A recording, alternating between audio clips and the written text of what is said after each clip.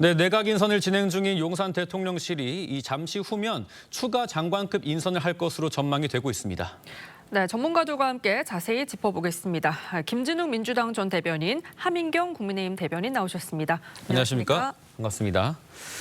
네, 법무부 장관으로 유력한 인사가 이른바 친명 좌장으로 꼽히는 민주당 정성호 의원입니다. 이 정 의원은 앞서 한 2주 전쯤에 나는 이 시기에 적합한 사람이 아니다 이렇게 선을 긋기도 했는데요. 그 내용 직접 들어보시죠. 대통령실 인선과 관련해서 대통령하고 조금 의견을 좀 나누신 게 있을까요? 저는 전혀 없습니다. 네. 저는 지금 시기에 적합한 사람이라고 스스로 생각하지 않습니다. 몇몇 의원이 검찰청 폐지, 기소권 수사권 분리 이런 이제 법안들을 발의했습니다. 이재명 대통령은 어떤 입장을 가지고 있다고? 지난번 대선 때도 여러 번 말씀하셨고 예. 수사 기소의 그 완전한 분리 이거는 그때는 뭐 공약 아니었겠습니까? 네, 법무장관 후보자로 거론되는 정성호 의원, 민주당 오선 의원이고요. 이재명 대통령의 사법연수원 동기입니다. 이 대통령과 호영호재하는 사이로 알려졌는데 지금 이 친명계 좌장이 법무장관으로 거론이 되는 상황 어떻게 보시나요? 아무래도 그 이재명 정부에서 인선을 어떻게 하는지가 이제 이재명 정부가 나아갈 방향에 대해서 저희가 읽을 수 있다 이렇게 생각할 수 있는데 네. 그 첫 인선도 마찬가지였고요. 이번 인선도 이재명 대통령께서 통합을 강조하겠다라고 이제 일성을 하셨지만 통합보다는 어떻게 보면 이제 네 사람들로 좀 확실한 네 사람들로 이제 법무부 장관, 뭐 행안부 장관 이렇게 이제 좀 지명을 하시려는 그런 의도는 사법 개혁 그리고 또 검찰 개혁을 좀 빠르게 완수하겠다 이런 의지를 엿볼 수 있다 이렇게 생각이 들고요. 지금 이제 그 정성호 의원 자체는 본인은 이제 적합자가 아니다 이렇게 얘기를 했지만 이재명 대통령께서 공약으로 내세운 것이 이제 검찰 개혁 그러나 이제 내부적으로 보면 검찰청의 완전한 해체이거든요. 이 부분을 이제 맡아서 처리할 사람이 이제 정성호 의원이다. 가장 가까운 의원이다. 이렇게 이제 판단하신 것이 아닌가 생각이 듭니다.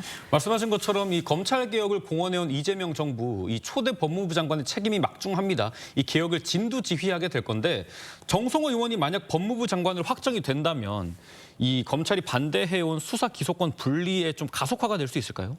그런 부분들도 아마 포함이 돼서 정성호 의원이 앞으로 어떤 모습을 보여줄지 이제 기대를 해볼 필요가 있는데 정성호 의원이 이제 지금은 확정은 안 됐습니다. 지금 현재 이제 내정 정도로 알려져 있는 상황이긴 그렇습니다. 합니다만 정성호 의원 같은 경우에는 친명계의 자장이다 이렇게 불리긴 해요. 그럼에도 불구하고 이렇게 드러내놓고 공개적으로 영향력을 행사한 적은 전혀 없었던 것으로 기억이 됩니다. 정성호 의원 같은 경우에 이제 여야 의원들께서 공의 평가를 해주시는 부분이 뭐냐면 합리적이다. 그리고 대화가 가능한 분이다라는 말씀들을 많이 하세요. 예. 정성호 의원이 지금 이제 5선의 국회의원인데.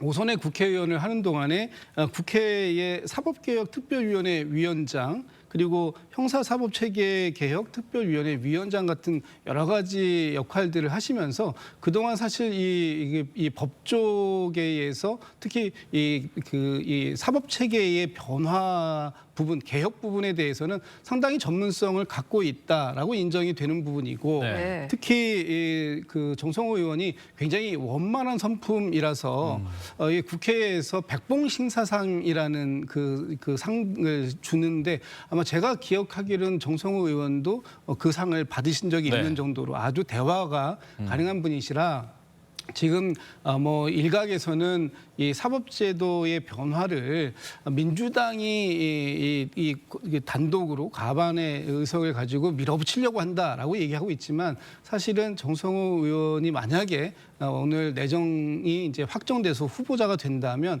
앞으로 야당과 충분히 소통하면서 이 개혁을 추진해낼 수 있는 적임자다라고 아마 평가가 나오지 않을까라는 생각이 듭니다. 네, 인선을 좀 지켜봐야 할 것 같은데요. 이재명 정부가 들어선 이후 여권에서는 조국 전 조국혁신당 대표 사면해야 한다는 주장이 나오기도 했는데요. 정성호 의원 이에 대해 긍정적 입장을 밝히기도 했습니다. 들어보시죠. 우리가 이 조국 전 대표나 그 배우자인 정경심 교수나 그 아들 딸들이 받았던 형벌을 보면은 좀 뭔가 필요하다고 생각합니다. 그 배우자가 받았던 형, 그다음에 조국 그 대표가 받았던 형, 그 자녀들은 고졸로 전락해버리고 뭐 대학원도 취소되고 했지 않습니까? 사면 복권이 필요하다. 네네. 정 의원이 이 인터뷰에서 했던 발언들을 조금 더 말씀을 드리면 배우자가 받았던 형, 조 전 대표가 받았던 형, 자녀들은 고졸로 전락해버리고 대학원도 취소됐다라고 하셨고 정치적인 고려 말고 조국 전 대표나 그 가족들이 받았던 형들이 과도하다라고 표현을 했습니다. 지금 조국 전 대표가 자녀 입시 비리 혐의 등으로 징역 2년이 확정됐어요. 국민 통합을 위한 차원이라고 해도 사면을 한다면 좀 민심이 어떻게 바라볼까요? 사실 어떻게 생각해도 민심은 좋지 않을 것이다 이렇게 생각이 드는 것이요. 지금 입시 비리로 이제 뭐 입시 비리뿐만 아니라 다른 여러 이제 범죄 혐의들로 이제 형을 지금 살고 있는 것이고, 그러나 이제 조국 대표 같은 경우에는 조국 당에서 얘기를 했던 것이 진작에 이재명 대통령을 이제 좀 밀어주시면서 뭐 1번 더 일찍 찍으면 이제 더 조국을 빨리 볼 수 있다, 뭐 이런 얘기들을 하면서 이제 공공연히 얘기를 했었기 때문에 선거 활동을 도왔기 때문에 아마 그 청구서를 지금 이제 이재명 대통령께 내미는 것이 아닌가 이런 생각이 들고요. 네. 지금 이제 또 김민석 총리 후보자 같은 경우에도 아빠 찬스 이런 얘기들이 많았는데 지금 이제 청년뿐만 아니라 이제 많은 국민들께서 허탈감을 느끼는 것이, 이렇게 그럼 고위 공직자들 같은 경우에 이렇게 아버지 이런 찬스를 이용을 해서 뭐 서류를 제출해서 조금 더 좋은 학교를 가고 뭐 의대를 가고 이런 부분에 대해서는 그럼 괜찮다라고 정부가 판단을 하는 것인가, 이렇게 조금 잘못 인식될 수 있지 않을까, 이런 점에서 좀 우려가 되고요. 또 조국 대표뿐만이 아니라 지금 이제 뭐 이화영 전 부지사 같은 경우에도 본인의 사면을 지금 이제 주장을 하고 있고, 또 김용 전 부원장 같은 경우에도 마찬가지로 뭐 무죄 취지의 파기환송을 해달라라는 그 민주당과 또 시민단체들의 이런 요구, 법원에 대한 그런 요구가 있는 이런 상황입니다. 그래서 앞으로 이재명 대통령께서 이 청구서들을 다 받으시는 상황인데 어떻게 처리하실지 아마 국민들이 바라보실 거고, 이 조국 장관에 대한 이제 일찍 때는 이 사면은 아마 좋게 보시는 분들은 없으실 거다. 네, 이렇게 말씀드리고 싶습니다. 지금 뭐 행안부 장관으로는 5선의 윤호중 의원이 유력하게 거론이 되고 있는데요. 만약 현역 의원들이 내각 전면에 배치가 된다면 득과실 뭐가 될까요? 일단 뭐 지금 그 이재명 정부가 출발하는 데 있어서 사실 인수위도 없이 출발을 했기 때문에 지금 내각을 구성하는 것 자체가 굉장히 어려움이 일단 큰 상황입니다. 네. 특히 김인석 총리 후보자에 대한 인사청문회가 끝났음에도 불구하고 여기에 대한 어떤 청문 그 보고서 채택이라든지 이런 부분들도 여전히 지체되고 상황이죠. 있는 상황이지 않습니까? 이런 것들을 보면 앞으로 장관 인사가 빠르게 이루어져야 내각을 빠르게 안정화시킬 수 있고, 또 이재명 정부가 추진하고자 하는, 지금 해야 하는 각종 역할들에 대해서 좀 힘을 좀 붙일 수 있을 텐데 그렇지 못한 부분이 있기 때문에 지금 이제 초기에는 빠르게 이 공직사회를 안정화시키고, 이 안정화된 공직사회가 국민들을 위한 대국민 서비스를 해야 하는 이런 부분들이 필요하고, 그것을 조기에 정착시키는 데는 아무래도 관료 출신보다는 정치인 출신들이 초반에는 좀 더 중용될 수 있는 것이 아닌가. 아마도 이제 그런 단계가 지나고 나서 중기 체제로 들어가게 되면 이제 그 정책들의 효과를 더 붙이기 위한 관료 중심의 체제로 갈 수 있을 텐데, 어쨌든 지금 초반에는 지금 이제 이재명 대통령과 그동안 선발을 오랫동안 같이 함께 맞춰왔던 정치인들 출신들이 조금 더 등용될 수 있는 가능성은 좀 커진 것이 아닌가 싶습니다. 예. 네, 여기에 더해서 지금 오광수 변호사의 낙마로 공석이 된 대통령실 민정수석 비서관에는 대검 차장검사를 지냈던 봉욱 변호사가 거론되고 있습니다. 봉욱 변호사가 과거 대검찰청에서 퇴임할 당시의 목소리 준비해봤습니다. 들어보시죠. 올해로 제정된 지 65년이 되는 형사소송법과 70년이 되는 검찰청법도 개정하고 보완해야 할 시점이 아닌가 생각됩니다. 검찰이 꼭 해야 할 직접수사와 특별수사 범위는 어떻게 정할 것인지, 검찰과 경찰이 머리를 맞대 심사숙고하면 국민을 위해 바람직한 결론을 이끌어낼 수 있을 것으로 기대해 봅니다. 네, 검찰 특수통 오광수 전 수석이 낙마를 했음에도 또 검찰에서 요직을 지냈던 인물을 검토를 하고 있는 건데, 검찰 개혁은 검찰 출신이 해야 한다, 이런 의지가 좀 강한 것 같아요. 아마 그런 의지도 있을 것 같고요. 이번에 이제 검찰 개혁은 앞서도 말씀드렸지만 검찰 개혁이라는 이름을 가지고 있지만 검찰을 해체하는 그런 개혁 그런 수준입니다. 네. 검찰청을 없애고 이게 검찰에서 지금 하고 있는 중대 범죄에 대한 수사청 그리고 또 공소청을 이제 두고 기존 검사 같은 경우에는 전부 다 이제 공소청으로 몰고 만약에 수사를 하고 싶으면 이제 중대 범죄 그 수사청에 수사관으로 이제 전환하는 이런 방안을 두고 있다라고 하는 것인데요. 이렇게 검찰 내부에 당연히 반발이 있을 것이라고 생각이 들고 검찰에서 하고 있던 그런 수사 역량을 완전히 해체하는 그런 수준이기 때문에 아마도 검찰 출신의 이제 민정수석관이라든지 뭐 이런 분들을 세워서 내부에 있는 좀 갈등이나 좀 그런 목소리들을 좀 잠재우기 위해서 이런 인선을 한 것이 아닌가 이런 생각이 들고요. 또 다만 또 이제 민정수석실에는 지금 이재명 대통령의 그 사건을 맡고 있는 그런 변호사들도 많이 이제 대거 포진해 있을 것이다 이런 얘기들이 들리더라고요. 그래서 네. 이런 부분에 대해서 예전에 민주당에서 그 윤석열 대통령의 그 정권에 비판을 했던 것이 이게 용산 로펌이냐 이런 얘기가 됐는데 지금은 또 이재명 로펌이냐 이런 얘기들이 또 들리고 있습니다. 이런 부분이 아니라 정말 검찰을 개혁을 한다라고 하면 정말로 이제 그 여러 가지 법들을 신설하고 또 개정을 해야 될 텐데 유예 기간도 원래는 1년을 두겠다라고 하는 것을 지금 국정기획위원회에서 또 민주당의 이제 그 법제사법위원들과 같이 해서 6개월로 유예 기간을 좀 당기겠다 이런 얘기들을 했거든요. 네. 졸속 입법이나 졸속으로 이제 좀 검찰청을 해체하기 위한 이런 개혁 말고 좀 제대로 된 개혁에 좀 힘을 써주셨으면 좋겠습니다. 예. 뭐 검찰 해체를 위한 인사라는 평에는 좀 어떤 의견이십니까? 저는 뭐 그 부분에는 동의하지 않고요. 아무래도 이제 그 민정수석의 역할이 너무 여러 가지가 있습니다. 그 중에 하나는 뭐 이제 사법개혁이라든지 검찰개혁 부분도 당연히 포함됩니다만 이 부분을 민정수석이 혼자서 독단적으로 하는 건 아니죠.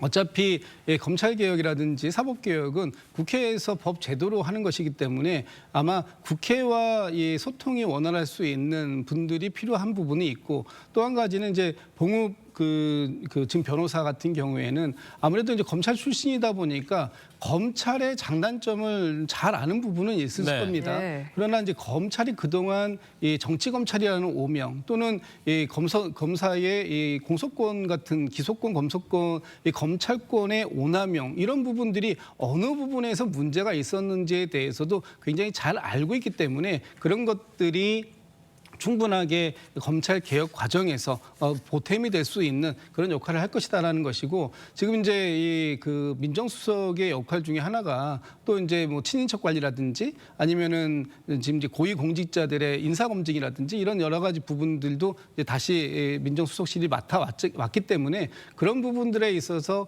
충실하게 잘 해낼 수 있는 인사를 찾다 보니까 아무래도 이제 검찰 출신의 인사가 온 것이지 이 검찰 출신의 인사를 통해서 검찰을 해체하고 그 과정 속에서 나오는 반발을 무마하려고 하는 것이다라는 그런 말씀을 조금 좀 그 확대 해석해서 하신 게 아닌가라는 생각이 듭니다. 예. 네, 뭐 인선이 속속 진행이 되고 있습니다만 김민석 국무총리 후보자 청문회가 끝났는데도 주말인 지금도 인사 철회를 요구하는 목소리가 국민의힘에서 계속해서 나오고 있습니다. 민주당에서는 이건 국민의힘의 몽리다 이렇게 반박을 하고 있는데 여야 입장 먼저 한번 들어보겠습니다. 김민석 국무총리 후보자 임명 강행 시도 그리고 더불어민주당 국회 독주는 이제 결코 묵과할 수 없는 수준에 이르렀습니다. 우리는 그동안 참을 만큼 참았습니다. 웬만하면 국무총리 동의안을 통과시켜주고 싶지만 이번만큼은 도저히 받아들일 수 없는 상황입니다. 김민석 후보자는 국민들께서 이미 적격 판정을 내리셨다고 생각합니다. 그럼에도 국민의힘은 분명히 선을 넘고 있습니다. 이 정도면 저는 몽리라고 생각을 합니다. 그렇다고 손 놓고 기다리지는 않겠습니다. 네, 국민의힘에서는 내일 오전이죠. 김민석 후보자 추가 검증을 위한 국민청문회 개최를 예고를 했습니다. 어떻게 진행되는 건가요? 이제 국민들 이제 대표성을 띠고 있는 국민들을 불러서 저희가 청문회를 하겠다 이렇게 해서 국민들께 좀 이 상황이 어떤 상황인지를 좀 자세히 이제 검증을 하겠다 이런 시간을 마련한 것으로 저는 알고 있고요. 네. 그런데 이번에 이제 이번 인사청문회만큼 그러니까 국무총리 인사청문회임에도 불구하고 증인이 없고 참고인이 없고 이런 깜깜이 인사청문회를 만들고 또 내겠다라고 하는 자료 제출을 기다리다가 결국은 이제 청문회가 파행이 됐습니다. 그럼에도 불구하고 민주당은 지금 모든 것이 다 명명백백하게 다 밝혀졌다, 적격자다 이렇게 얘기를 하고 있는 상황이고 김민석 후보자는 스스로도 국민 눈높이에 좀 맞지 않는다라고 얘기하면서도 버티고 있는 이런 상황입니다. 인사청문회에 대해서 민주당에서는 정말 통과 의례로 생각하는 것이 아닌가 이런 우려마저 들고요. 또 김민석 후보자가 이렇게 이제 인사청문회를 받았음에도 이게 민주당 단독으로 이제 인준이 된다라고 하면 나머지 다른 장관들도 걱정할 필요 하나도 없을 것 같습니다. 이렇게 의혹만 남긴 그런 인사청문회인데도 김민석 후보자가 그냥 버티고 우기고 이렇게 이제 시간을 넘기면 그저 인준이 되는데 이런 인사청문회가 도대체 왜 필요한가 이런 생각이 국민들은 들을 것 같고요. 그렇기 때문에 이재명 대통령이 계속 얘기한 것이 목소리를 잘 듣겠다라는 것이었지 않습니까? 네. 이 부분을 정말 비틀막하지 마시고 이 정말 정상적으로 저희가 내는 그런 목소리 아무리 소수라고 한다라고 해도 본인 스스로 이제 부적격자다, 그러니까 부적격은 아니지만 본인 스스로 눈높이에 맞지 않는 점을 죄송하다 이렇게 얘기한 김민석 후보자인 만큼 이런 부분을 좀 들어서 좀 잘 대통령실에서 판단해 주셨으면 좋겠습니다. 지금 야당에서 제기하는 의혹의 핵심은 5년 동안 김민석 후보자의 세비 수입이 5억 원, 지출이 13억 원입니다. 그러면은 빼기를 해서 8억 원 지출인데 2억 원은 자녀 유학비로 썼다고 해도 6억 원이 어떻게 된 건가? 이 의혹이 있단 말이죠. 근데 이게 청문회를 거쳤음에도 속 시원하게 해소되지 않았다는 거거든요.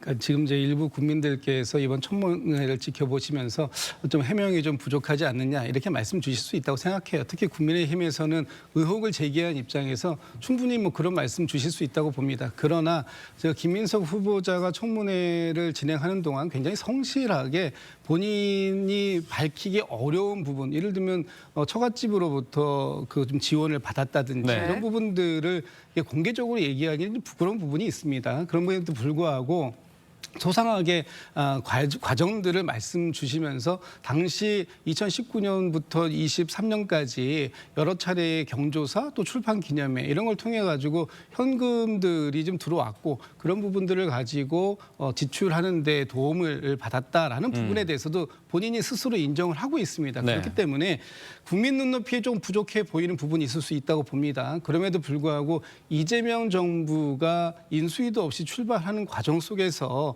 첫 번째 국무총리 후보자인 만큼 좀 협조해 주실 수 있도록 국정의 발목 잡기로 보이지 않도록 그렇게 좀 도와주십사라는 말씀을 지금 계속 드리고 있는 것이고 저희가 22년도에 윤석열 정부가 출범할 때도 한덕수 국무총리 후보자에 대해서 상당히 많은 의혹들이 있었음에도 불구하고 그럼에도 저희가 그 당시 인사청문에서도 많은 문제 제기를 했죠. 네. 그럼에도 불구하고 저희가 이제 인사청문 보고서 채택 문제 또 본회의에서의 표결 다 참여해서 어쨌든 간에 윤석열 정부의 첫 출발이 순조롭게 이루어질 수 있도록 협조했던 그런 부분도 있었음을 또 국민의힘에서도 좀 그 같이 고려해서 이번만큼은 좀 다소 좀 눈높이에 부족하다라고 생각하실지 몰라도 새 정부 출범에 있어서 좀 협조를 부탁드리는 것이고 그런 부분에 있어서 과도하게 이걸 반대하시면 이재명 정부의 국정에 발목 잡는 걸 넘어서서 이재명 대통령의 어떤 그 당선에도 불복하는 거 아니냐 이렇게까지 또 저기 확대 해석될 수 있는 여지가 있다 그런 측면에서 보면 이번엔 좀 국민의힘에서도 전향적으로 협조해 주실 것을 다시 한번 부탁드립니다. 갓 출범한 정부의 이 국정 운영이나 대승적 차원에서 협조가 좀 필요한 상황이라고 말씀을 하셨는데 지금 국민의힘에서는 그럴 생각이 없는 것 같습니다. 송원석 원내대표가요. 김민석 후보자가 이대로 총리로 인준이 된다면 뭐 다음 차례인 장관 후보자들에 대한 검증은 무용지물이다 이렇게까지 얘기를 했거든요. 그렇게까지 말씀 주시는 건 굉장히 과도하고 그렇다면은 지난 윤석열 정부 3년 동안 5년도 아닙니다. 3년 동안 인사청문회에서 당시 야당이었던 민주당이 매우 부족한 인사다. 적합하지 않다, 부적합한 인사다라고 얘기했음에도 불구하고 그 국회의 인사청문 보고서 채택 없이 통과시킨 게 무려 29번이나 있습니다. 네. 그렇다면은 윤석열 정부 때 국민의힘이 똑같은 기준을 가지고 말씀하신 적이 없지 않아요. 그러니까 지금 인사청문회가 요식행위가 아니냐라고 말씀하셨지만 예. 이게 인사를 추천하는 사람도 충분히 검증하고 또 능력 있는 분을 추천해야 되지만 네. 그 부분에 대한 이 검증도 너무 과도하게 인신공격성으로 그 어떤 개인에 대한 비판을 위해서 한다면 그것은 정상적인 인사청문회의 어떤 기본 취지를 좀 벗어나는 게 아니냐 이렇게 볼 수 있습니다. 그런 차원에서 앞으로 인사청문회는 정상적으로 진행될 것이고요. 네. 또 이번 김인석 후보자의 인사청문회도 나름 여야가 합의한 이틀 동안 충분하게 시간을 가지고 진행이 됐음에도 불구하고 마지막에 야당 의원들께서 인사청문회장을 이탈하시는 것 때문에 네. 이제 파행으로 끝나게 됐습니다만 다음번 인사청문회부터는 그런 방식은 좀 아닌 것 같다, 지양해야 될 것 같다 네. 이런 말씀도 드리고 싶습니다. 네, 민주당은 국민의힘이 인준동의를 하지 않으면 내일 국회 본회의를 열고 김 후보자 인준안 처리를 하겠다는 예고를 했는데 이렇게 되면 이재명 정부 초기부터 지금 정쟁 정국이 전망이 되거든요. 그렇게 될 것 같습니다. 왜냐하면 국민 대신에 이제 저희가 국민의힘이 야당이기 때문에 이제 인사청문회에서 저희가 질의를 하는 것인데 지금 김민석 후보자께서 해명하신 것 중에 5억이 수입인데 8억 원의 지출이 있었습니다. 그런데 이제 매번 이제 해명을 하실 때마다 의혹이 더 불어나는 형국이었고요. 2억 원은 이제 자녀 유학비 2억 원 같은 경우에는 전처가 마련을 해서 내가 잘 모르겠다 얘기하셨고 또 2억 원 같은 경우에는 장모한테 받았는데 그럼 그 증여세 낸 것을 이제 제출하겠다라고 얘기했지만 그 시한이 지나도록 그걸 기다렸는데 그걸 포함한 자료들이 오지 않아서 결국은 기다리다가 청문회가 파행이 된 것입니다. 그리고 또 배추 이제 그 이익을 봤다라고 얘기를 하시는데 2억 원을 투자를 해서 매달 배추 수익금 450만 원을 이제 그 투자자로부터 이제 받아가지고 그걸 유학 자금으로 썼다라고 얘기를 하니까 국민을 정말 바보로 하는 것이 아닌가 이런 얘기까지 나오는 그런 인사청문회였습니다. 그렇기 때문에 국민의힘에서 제대로 이게 해명, 그러니까 어떤 해명뿐만 아니라 소명이라도 있어야 되는데 내 말이면 다 이게 맞다. 그리고 이재명 정부 초기니까 무조건 협조해라 이렇게 얘기를 하는데 아마도 국민의힘에서 협조하지 않더라도 이렇게 적극적으로 반대를 하더라도 민주당은 정말 다수 의석을 가지고 있는 그런 힘 있는 정당이기 때문에 홀로 이제 인준을 하시겠죠. 이런 부분이 상당히 진짜 저희가 좀 우려스럽다라는 말씀을 드리는 게 네, 윤석열 대통령 때는 이제 거대 야당이 발목을 잡아서 국정 운영을 하나도 할 수 없었던 것이 답답했다라고 한다면 이제 이재명 대통령 때는 아무도 거칠 것이 없구나. 누가 이게 막아설 부분이 없구나. 이런 부분들이 상당히 이제 우려스럽다 이런 말씀을 드리고요. 다시 한번 네, 국무총리 부분에 대해서 좀 생각을 대통령실에서 해주셨으면 좋겠다 이런 말씀 드리고 싶습니다. 국민의힘 측에서 본인 입장 전달해 주셨습니다. 네, 다음 쟁점은 윤 전 대통령의 특검 조사 상황입니다. 특검에 출석했던 윤석열 전 대통령 15시간 가까운 조사를 마치고 오늘 새벽에 귀가했습니다. 특검팀은 추가 조사를 위해 윤 대통령 측에 내일 오전 다시 출석하라고 통보했습니다. 한지은 기자가 보도합니다. 윤석열 전 대통령이 검찰청사를 나와 말없이 차에 오릅니다. 네, 오후 조사 돌연 거부하신 이유가 뭡니까? 어제 오전 9시 55분 내란 특검팀 조사를 받기 위해 서울고검청사에 나온 윤 전 대통령은 오늘 새벽 1시가 돼서야 귀가했습니다. 15시간가량 청사에 머물렀지만 실제 조사가 이루어진 건 4시간 40분에 불과했습니다. 윤 전 대통령 측은 체포방해 혐의 조사를 위해 투입된 박창환 총경에 대해 불법 체포를 지휘한 사람이라 비판하며 조사를 거부했습니다. 경찰이 저희 입회를 하고 또 주로 신문을 하고 하는 과정이 좀 이어졌습니다. 그래서 그 점에 대해서 저희가 좀 지적을 하고 특검팀은 결국 오후 4시 45분부터 검사들을 투입해 윤 전 대통령을 상대로 국무회의 의결방해와 외환 혐의 관련 수사를 진행했습니다. 이때 조사에서는 윤 전 대통령이 진술 거부권을 행사하지는 않은 것으로 전해졌습니다. 특검팀은 아직 조사할 부분이 상당히 많이 남았다며 윤 전 대통령 측에 내일 오전 9시에 다시 출석할 것을 통지했다고 밝혔습니다. 이에 대해 윤 전 대통령 측은 조사 일정을 협의하기로 했다며 적법한 소환에는 출석할 것이라고 밝혔습니다. TV조선 한지은입니다. 네, 윤석열 전 대통령 어제 내란 특검팀의 첫 조사를 받고 오늘 오전 1시쯤에 귀가를 했습니다. 이전에 검찰에 출석했던 전직 대통령의 경우에는 도의적 차원에서라도 유감 표명을 했는데 윤 전 대통령 들어올 때 나올 때 모두 묵묵부답이었습니다. 이 모습과 함께 조사 파행에 대한 윤 전 대통령 측 입장까지 모아봤습니다. 들어보시죠. 네, 오후 조사 돌연 거부하신 이유가 뭡니까? 검사실은 피의자가 조사자 선택할 수 있게 해주셨습니다. 김건희 여사도 그 소환 조사 수준인데 어떻게 생각하십니까? 조사가 중단된 이유는 특검이면은 검사가 조사를 해야 되는 게 맞는 건데 형사소송법상 뭐 보도에도 나왔듯이 경찰이 저희 입회를 하고 또 주로 신문을 하고 하는 과정이 좀 이어졌습니다. 검사로 바꾸는 것을 좀 거부를 계속 했어요. 저희가 생각하기에 위법한 공무집행을 했다고 하는 분이 조사를 하는 것은 타당하지 않다. 이런. 네, 윤 전 대통령 15시간 만에 조사를 마무리를 하고 귀가를 한 건데 총 조사 시간이 4시간 40분이었거든요. 왜 이런 걸까요? 그러니까 어제 오전에는 잘 조사를 받았는데 네. 이제 오후에 조사를 일단 이제 정지된 상태에서 몇 시간의 대치가 이루어졌기 때문에 저녁에 다시 조사를 재개했지만 총 시간은 이제 충분하지 못했던 것으로 그렇게 보입니다. 윤 전 대통령 측 이제 변호인 측에서 주장을 했던 것은 이제 오전에 조사를 받으러 갔더니 거기에서 조사자가 그러니까 신문을 진행하는 그 당사자가 이제 본인들 그러니까 윤석열 전 대통령 측에서 주장하는 것은 이게 불법 체포에 대응하는 과정이었기 때문에 특수 공무집행방해죄가 아니다라는 것에 대한 내용으로 이제 조사를 오전에 받았는데 네. 그 부분에 대해서 2차로 이제 영장 집행을 나왔던 분 그러니까 그 총경 그러니까 박창환 총경이 이제 신문을 진행하는 그런 상황이 피고발인으로 이미 되어 있는 분이라고 합니다. 그 박창환 총경이 그러니까 윤석열 전 대통령 측에서 고발을 한 분이죠. 네. 그분이 나와서 신문을 하다 보니까 이 교체를 해달라, 이 조사자를 교체를 해달라는 것은 그냥 신문을 하는 이 질문자를 교체를 해달라라고 요청을 했는데 특검에서는 계속 이것을 거부를 하면서 이게 좀 대치가 이루어졌던 것으로 보이고요. 오후에는 이제 결국은 이제 다른 건부터 이제 조사를 하느라 이제 다른 특검보가 이제 들어와서 검사들이 들어와서 이제 조사를 이제 이어갔던 것으로 보입니다. 예.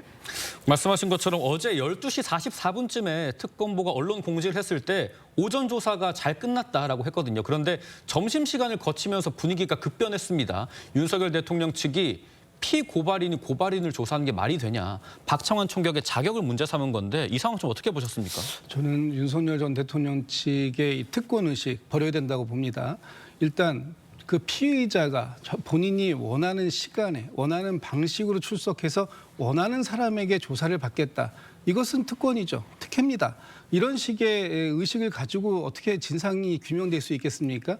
정말 대한민국에서 피의자가 본인을 수사하는 사람을 바꿔달라고 얘기하는 경우 저는 처음 보는 것 같습니다. 네. 그리고 지금 이 박창환 이 총경에 대해서 얘기를 하시는데 박창환 총경에 대해서는 지금 특검팀의 일원입니다. 그렇기 때문에 충분히 특검에서 조사관으로 활동할 수 있는 자격이 있다라는 것이고요.